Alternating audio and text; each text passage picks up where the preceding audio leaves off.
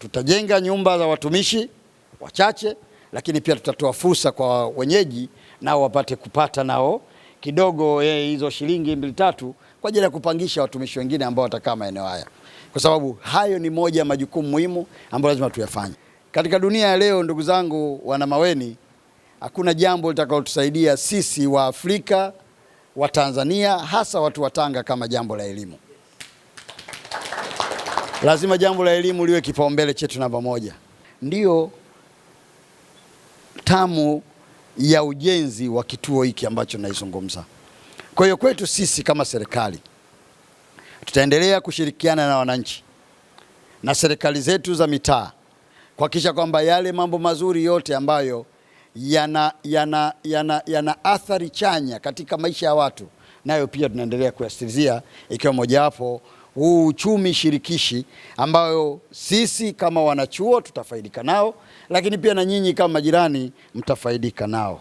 Lakini nataka kumshukuru sana Mheshimiwa Rais kwa kutukubalia na kuruhusu bilioni 39 zitengwe kwa ajili ya ujenzi wa kampasi hii.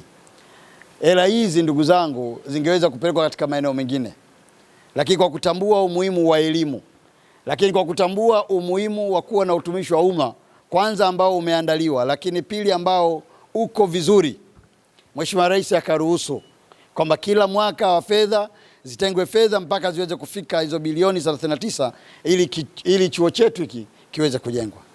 Hili ni jambo kubwa sana na ni jambo la nia ya dhati ya Mheshimiwa Rais Dr. Samia Suluhu Hassan ya kuona kwamba maendeleo ya kweli yanapatikana na sio maendeleo ambayo yatakuwa yanatengwa katika baadhi ya miji.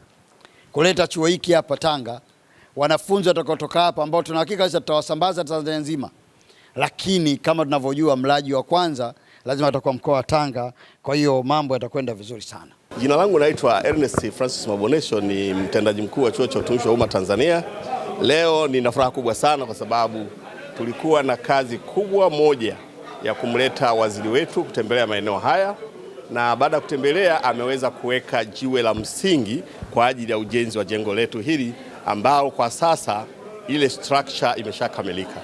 Jengo hili tunategemea litoe faida kubwa kwa wananchi wa Tanga, kwa sababu kwa jengo hili tunategemea litakuwa na uwezo wa kubeba wanafunzi wasiopungua 2500, lakini pia watumishi wote, litakuwa na ofisi 26, na hizi zote ni kwa ajili ya kusaidia wananchi wa eneo la Tanga, lakini pia kwa nchi nzima.